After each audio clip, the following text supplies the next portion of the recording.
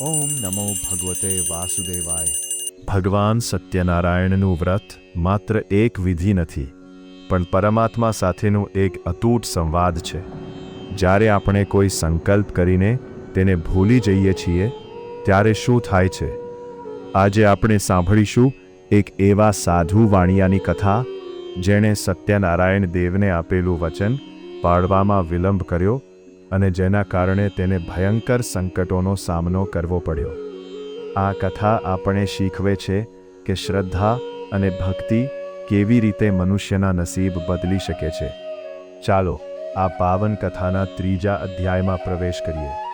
અધ્યાય 3 સાધુ વાણિયાની કથા. સૂત ઉવાચ. શ્રી સૂતજી બોલ્યા, હે મુનિઓ, હું તમને શ્રી સત્યનારાયણ વ્રતની બીજી કેટલીક વાતો કહું છું, તે તમે સાંભળો. ઉલ્કામુખ નગરનો એક રાજા ધરતી પર પ્રજાનું લાલન પાલન કરતો હતો. આ રાજા ઇન્દ્રિયોને જીતનાર તથા સુખી અને સત્યવાદી હતો. એ દરરોજ દેવાલય જઈને ભગવાનને પ્રણામ કરીને બ્રાહ્મણોને ધનનું દાન કરીને સંતોષ અનુભવતો હતો. આ ઉલ્કામુખ રાજાની પત્નીનું નામ ભદ્રશીલા હતું. તે ઘણી જોંદર અને પતિપરાયણ સ્ત્રી હતી. તેની સાથે તે રાજા નદીના કિનારે ભાવપૂર્વક શ્રી સત્યનારાયણ દેવનું વ્રત કરી રહ્યો હતો. એમાં ત્યાં એક સાધુ વાણિયો આવ્યો. તેણે વેપાર કરવા માટે પોતાના વહાણમાં અનેક જાતના ધન ધાન્ય, તેજાના તથા મોતી જવેરાત ભર્યા હતા. નદી કિનારે પોતાનું વહાણ રોકીને એ સાધુ વાણિયો જ્યાં રાજા રાણી શ્રી સત્યનારાયણનું વ્રત કરી રહ્યા હતા ત્યાં ગયો. રાજાને આદરપૂર્વક નમન કરીને વ્રત બાબતમાં પૂછવા લાગ્યો. સાધુ વાણિયો કહ્યું, હે સાધુ વાણિયા, બોલ્યા, આ ઈ વ્રતની જોરદાર નગ્રમાં કથા મને આજ્ઞા કહી. આટલી લગ્નથી ભક્તિભાવપૂર્વક તમે શાનું પૂજન કરી રહ્યા છો, એ સગળું હું અત્યારે જ જાણવા માગું છું. કૃપા કરીને મને કહો. રાજાએ તરત જ સાધુ વાણિયાને જવાબ આપતા કહ્યું, હે સાધુ વાણિયા, હું શ્રી વિષ્ણુ ભગવાનની પૂજન વિધિ કરું છું. મને ધન ધાન્ય અને પુત્ર મળે એટલા માટે મારા કુટુંબીજનો સાથે એમનું પાવનકારી વ્રત કરી રહ્યો છું. રાજાનું આવું વચન સાંભળીને એ સાધુ વાણિયો આદરપૂર્વક કહેવા લાગ્યો, હે પ્રજાપાલક રાજન, આ સઘળા વ્રતની માહિતી મને કહો. હું આપના કહ્યા મુજબ કરીશ. હે મહારાજ, મારે પણ સંતાન નથી, માટે હું આ વ્રત શ્રદ્ધાપૂર્વક અને ભક્તિભાવથી કરીશ, એટલે મારે ઘેર પણ સંતાન અવશ્ય થશે. ત્યારબાદ સાધુ વાણિયો રાજા પાસેથી વ્રતની સઘળી વિધિ જાણીને વેપાર અર્થે ન જાતા આનંદિત મન સાથે પોતાના ઘેર પાછો આવ્યો અને ઘેર આવીને શ્રી સત્યનારાયણ દેવના વ્રતનો સઘળો મહિમા પોતાની પત્નીને કહ્યો. મનમાં દૃઢ સંકલ્પ કર્યો કે મારે ઘેર સંતાન થશે તો હું આ વ્રત અવશ્ય કરીશ. આ સજ્જન સાધુ વાણિયાએ પોતાની પત્નીને અતિહર્ષ સાથે જણાવ્યો કે જ્યારે આપણા ઘેર સંતાન થશે ત્યારે હું આ વ્રત અવશ્ય કરીશ. જે સાધુ વાણિયાની પત્ની લીલાવાતી ધાર્મિક મનવારી, પોતાના પતિને પ્રેમ કરવાવાળી આદર્શ નારી હતી. તે પોતાના પતિ સાથે આનંદથી રહેતી. આથી શ્રી સત્યનારાયણ દેવની કૃપાથી એક દિવસ એ સગર્ભા બની અને 10 મહિના પૂરા થતાં જ લીલાવાતીએ એક સુંદર પુત્રીને જન્મ આપ્યો. આ પુત્રી અજવાળિયામાં ચંદ્ર દિવસે મોટો થતો જાય એ રીતે વધવા લાગી. એ સુંદર કન્યાનું નામ કલાવતી રાખવામાં આવ્યો. થોડા દિવસો પછી લીલાવાતીએ પોતાના પતિને મધુર વચનો સાથે કહ્યું, હે નાથ, તમે જે વ્રતનો અગાઉ સંકલ્પ કર્યો હતો તે તમે કેમ પૂરો કરતા નથી? સાધુ વાણિયો પ્રેમથી બોલ્યો, હે પ્રિય, જ્યારે કલાવતીને આપણે પરણાવીશું ત્યારે હું આ વ્રત અવશ્ય કરીશ. આમ કહીને સાધુ વાણિયો વેપાર કરવા માટે બીજા નગરમાં ચાલ્યો ગયો. આ બાજુ કલાવતી મોટી થવા લાગી. સમય જતાં કલાવતીને મોટી થઈ ગયેલી અને લગ્ન લાયક લાગતા સાધુ વાણિયાએ પોતાના મંત્રીમંડળ સાથે વિચાર વિમર્શ કરીને એક દૂતને તરત જ બોલાવ્યો. સાધુ વાણિયાએ પોતાના દૂતને બોલાવીને કહ્યું, મારી કન્યા હવે ઉંમર લાયક થઈ હોવાથી તેના માટે ઉત્તમ વર શોધી લાવો. આજ્ઞા મળતા જ એ દૂત નગરમાં ફરતા ફરતા એક વાણિકના ઘરે ગયો. ત્યાં એ વાણિકનો એક સુંદર પુત્ર ઘર જોયો. એણે સાથે લઈને દૂત પાછો આવ્યો ત્યારે ગુણવાન, સુંદર અને નાની ઉંમરના એ વાણિયાના પુત્રને જોયો. સાધુ વાણિયાને તે વાણિક પુત્ર ગમી ગયો. આથી પોતાના સગા સંબંધીઓને બોલાવીને ઘણા જ આનંદ અને ઉમંગ સાથે વિધિપૂર્વક તે વાણિયાના પુત્ર સાથે પોતાની કન્યા કલાવતીના લગ્ન ધામધૂમથી કર્યા. કલાવતીના વિવાહ સમયે પણ સાધુ વાણિયો પોતાના કર્મની કઠણાઈના કારણે શ્રી સત્યનારાયણ દેવનું વ્રત કરવાનું ભૂલી ગયો. આથી શ્રી સત્યનારાયણ દેવ તેના પર કોપાયમાન થયા. કલાવતીને પરણાવ્યાને ઘણાય દિવસો વીતી ગયા. એ કુશળ સાધુ વાણિયો પોતાના જમાઈને સાથે લઈને વેપાર કરવા માટે બહાર ગામની સફરે ઉપડી ગયો. સિંધુ નદી પાસે આવેલ રત્નસારપુર નામના સુંદર શહેરમાં સાધુ વાણિયો પોતાના જમાઈ સાથે આવ્યો અને અહીં પોતાનું વેપાર ધમધોકાર કરવા લાગ્યો. પછી તેઓ ચંદ્રકેતુ રાજાના રત્નસાર નામના શહેરમાં ગયા. એ વખતે શ્રી સત્યનારાયણ ભગવાન કોપાયમાન થયા.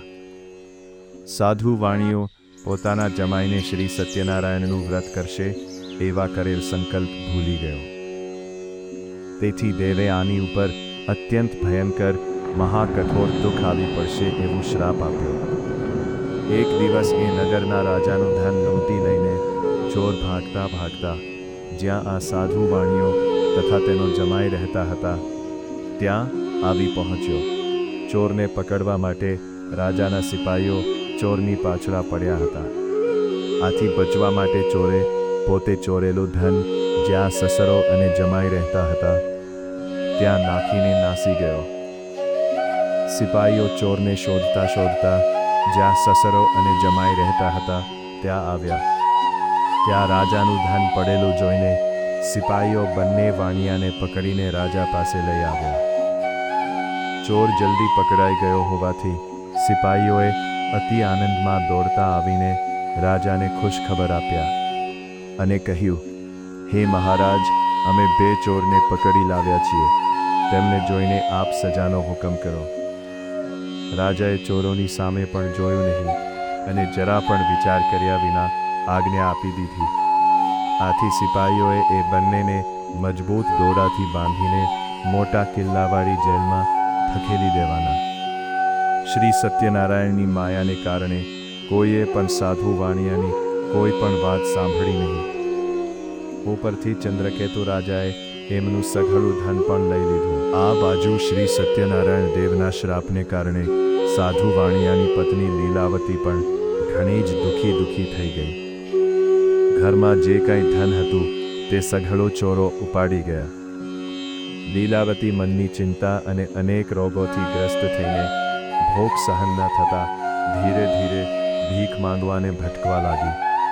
કન્યા કલાવતી પણ ભીખ માંગવા માટે રોજ ઘરે ભટકવા લાગી. એક દિવસની વાત છે, કલાવતીને અત્યંત ભૂખ લાગી હતી. આથી તે કોઈક ખાવાનું મળશે એવી આશાએ એક બ્રાહ્મણને ઘેર ગઈ. ત્યાં તેણે શ્રી સત્યનારાયણ દેવનું વ્રત પૂજન થતું જોયો. વ્રત અને પૂજન સાંભળતા તેના મનમાં ઘણી જ શાંતિ થઈ અને કથા સાંભળવા માટે તે ત્યાં જ બેસી ગઈ. એ મનોમન ભગવાનને પ્રાર્થના કરવા લાગી કે હે પ્રભુ, મારા પિતાજી તથા મારા પતિદેવ મને મળે. એવા આશીર્વાદ શ્રી સત્યનારાયણ ભગવાન પાસે માંગીને બ્રાહ્મણે આપેલ કથાનો પ્રસાદ આરોગીને મોડી રાત્રે તે ઘરે પાછી ફરી. રાતે મોડી ઘેર આવતા ચિંતાને લીધે માએ કલાવતીને પૂછ્યું, હે દીકરી, તું રાત્રે ક્યાં ગઈ હતી અને આટલી મોડી કેમ આવી? તારા મનમાં કેવા વિચારો ચાલે છે? આથી કલાવતી કન્યાએ પોતે રાત્રે મોડા આવવાનું કારણ જણાવતા કહ્યું, હે માતા, આજે હું એક બ્રાહ્મણને ઘેર ભિક્ષા માંગવાને ગઈ હતી. ત્યાં મનની ઈચ્છા પૂરી થવાવાળું વ્રત અને પૂજન તથા કથા થઈ રહી હતી. તે સાંભળવાને હું ત્યાં બેસી રહી હતી. પોતાની દીકરીના મુખેથી કથાનું વાક્ય સાંભળીને તે સાધુ વાણિયાની પત્ની આનંદભેર શ્રી સત્યનારાયણ ભગવાનનું વ્રત કરવાને તૈયાર થઈ ગઈ. એ વણિકની પતિવ્રતા સ્ત્રીએ પોતાના સગાન સંબંધીઓને બોલાવીને શ્રદ્ધા અને ઉમંગથી ભક્તિભાવપૂર્વક શ્રી સત્યનારાયણ ભગવાનનું વ્રત પૂરું કર્યું અને ભગવાનને પ્રાર્થના કરી કે હે પ્રભુ, મારા પતિ તથા જમાઈ જ્યાં હોય ત્યાંથી જલ્દી ઘેર પાછા આવે. પૂજન કરતી વખતે લીલાવતી હર ઘડી ભગવાન પાસે એવી પ્રાર્થના કરતી રહેતી કે હે ભગવાન, મારો સ્વામી તથા જમાઈથી જે કંઈ અપરાધ થયા હોય તે બધા માફ કરજો. અને આ વ્રત અને પૂજન થવાથી શ્રી સત્યનારાયણ ભગવાન સંતુષ્ટ થયા. વ્રત અને પૂજનથી સંતોષ પામીને શ્રી સત્યનારાયણ ભગવાન કલાવતી અને તેની માતાની પ્રાર્થનાથી દ્રવી ઉઠાન. અને એ જ રાત્રે ચંદ્રકેતુ રાજાને સ્વપ્નમાં કહ્યું, હે રાજન, તે ચોરીના આરોપમાં જેલમાં પૂરેલ બંધી વાણિયાને સવાર થતા સુધીમાં તું છોડી મૂકજે. હે રાજન, એ સાધુ વાણિયાનું જે ધન તે લઈ લીધું છે તે સઘળું તેને પાછું આપી દેજે. જો તે મારો આદેશ ના માન્યો તો હું તારું રાજ્ય, ધન તથા પુત્રોની સાથે તારો પણ નાશ કરીશ. રાજાને આ રીતે સ્વપ્નમાં જણાવીને શ્રી સત્યનારાયણ ભગવાન અદૃશ્ય થઈ ગયા. સવાર પડતાં જ રાજાએ સભામાં પોતાને આવેલ સપનાની સૌ કોઈને વાત જણાવી અને સભામાંથી રાજાએ પોતાના સિપાહીઓને આજ્ઞા કરી કે કેદમાં પૂરેલા બંને વાણિયાઓને તરત જ છોડી લાવો. રાજાની આજ્ઞા કરતા જ સિપાહીઓ કેદખાનામાં તરફ દોડી ગયા અને બંને વાણિયાઓને કેદમાંથી મુક્ત કરીને માનભેર રાજા પાસે લાવીને વિનય સહિત જણાવ્યું, હે મહારાજ, આ બે વાણિયાઓને કેદખાનામાંથી બંધન મુક્ત કરીને તમારી પાસે લાવ્યા છે. બંધનમાંથી મુક્ત થઈને બંને વાણિયાએ ચંદ્રકેતુ રાજાને આદરથી નમસ્કાર કર્યા. પરંતુ પહેલા પોતાના પર બની ગયેલ બનાવને યાદ કરીને ભયથી વ્યાકુળ બની તેઓ રાજા પાસે કંઈ બોલી શક્યા નહીં. વાણિયાઓને જોઈને રાજાએ માનભેર આ રીતે કહ્યું, આ બે વાણિયાઓને આજ સુધી કોઈ દેવયોગ અને એમના કર્મની કઠિનાઈઓને લીધે બહુ દુઃખ ભોગવું પડ્યું હતું, પણ હવે કોઈ જ ભય નથી. આમ કહીને રાજાએ બંનેને બંધનમાંથી મુક્ત કર્યા અને હજામ પાસે વાળ કપાવડાવી નવરાવી ધોવરાવીને નવા વસ્ત્રો પહેરવાને આપ્યા. આવી રીતે સ્નાન કરાવી જરજવેરાત પહેરાવીને બંનેને તૈયાર કર્યા. બંનેને સભાની વચ્ચે બેસાડીને મધુર વચનો બોલીને તેમને ઘણા જ ખુશ કર્યા. ત્યારબાદ રાજાએ એમનું જે ધન આંચકી લીધું હતું તે બમણું કરીને સાધુ વાણિયાને પાછું આપ્યું અને ચંદ્રકેતુ રાજાએ આદર સાથે કહ્યું કે હવે તમે તમારે ગામ જાઓ, ઘરના બધા ચિંતા કરી રહ્યા હશે. રાજાની આવી વાત સાંભળીને સાધુ વાણિયો તથા તેનો જમાઈ ઘણા જ ખુશ થયા અને તેઓ બંને રાજાને નમસ્કાર કરીને બોલ્યા કે આપની કૃપાથી હવે અમે અમારે ગામ જઈશું. ઇતિ શ્રી સ્કંદ પુરાણે રેવાખંડે શ્રી સત્યનારાયણ વ્રત કથાયાન તૃતીયોધ્યાય.